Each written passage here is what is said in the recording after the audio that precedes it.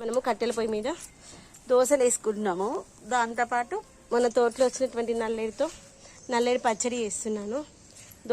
దోశలతో పాటు అఖిల్ దోశ విత్ పల్లి చట్నీ తింటున్నాను. మరి కిందికి వెళ్ళి పల్లి చట్నీ వేసుకొని తీసుకొచ్చాను.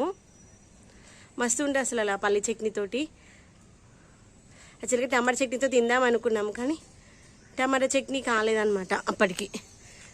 అందుకని వాళ్ళ నాన్న ఈరోజు కారపొడి వేస్ట్ చేయమని ఉండే, కారపొడి వేస్ట్ చేశాను. దోశ అయిపోయి ఉంటుంది. రండి,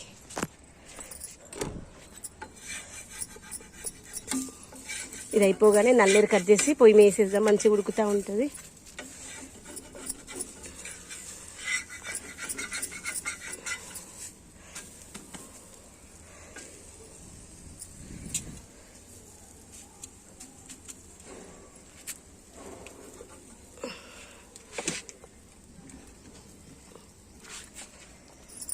దాన్ని ఇంకా 2 కట్టెపుల్లలు ఇద్దాము.